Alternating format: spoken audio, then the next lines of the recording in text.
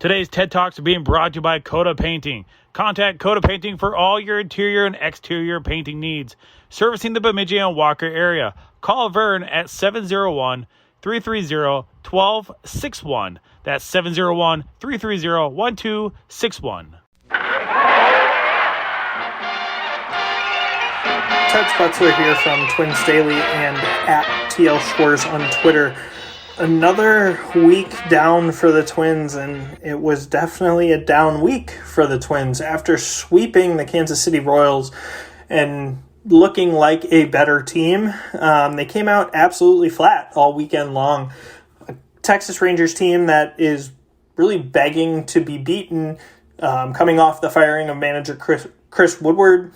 They dropped 3 of 4, and they just really never looked like the better team. The Twins have got to beat teams like that if they're going to make it into the postseason, and they really could never get any sort of momentum going. A lot of that was evidenced by the fact that they struggled to hit in key situations again across the entire weekend. They went 2 for 26 with runners in scoring position, and that's really been the key since the trade deadline for the Twins. The front office went out and addressed the bullpen. They went out and addressed the starting rotation. They got the pitching help they needed, and the lineup has fallen flat. Max Kepler is back in the lineup. Carlos Correa has been in the lineup. Byron Buxton's largely remained in the lineup, and they just have not performed.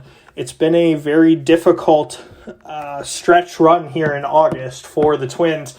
Heading into Houston, and following the last game of that Astros series, they did lose Buxton for the first time this year on the injured list. He's been dealing with knee and hip injuries basically all year, to the extent that there has been multiple times where it's looked like he was going to be shut down. There's some things going on behind the scenes that, honestly, it's quite the Herculean effort. He's even been able to be out on the field as much as he has, and then to be an all-star level caliber player while he's going through what he is just a testament to the strength that he's shown. But at this point, the Twins putting him on the injured list is really about the fact that he wasn't going to go to Houston, he wasn't going to travel, and they couldn't afford to be shorthanded for that long.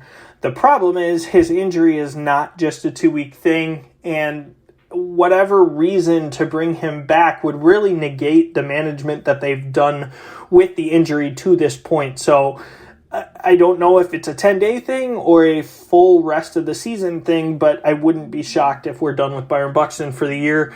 Going into Houston, they were absolutely stymied and shut down by future Hall of Famer Justin Verlander. That's not ridiculously surprising given how dominant he's been all year. But once again, late in the game, the Twins made it an interesting game, coming within 2 runs against the Astros bullpen, which has been very good.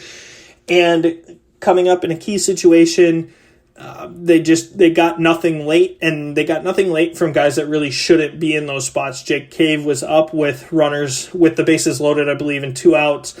He took a horrible strike one call. Rob Drake just missed it, and then absolutely was uncompetitive with 2 swinging strikes through curveballs to end the game. The Twins finish with Houston this week before coming back home against the Red Sox and the Giants. And while September still sets up okay, given that they play both Chicago and Cleveland a combined 17 times, it may not matter if they're that far back. They are potentially looking at being 4 games back by end of play on Wednesday. And if they bury themselves before getting into that final month, it's really not going to matter. They're hoping for those reinforcements to keep coming through and keep coming back or get back in the form of Winder and Dobnak and Ober and Larnach and Maeda even. But, I mean, if they're buried in the standings by that point, it's just not going to be enough to claw them out of the hole they've dug themselves.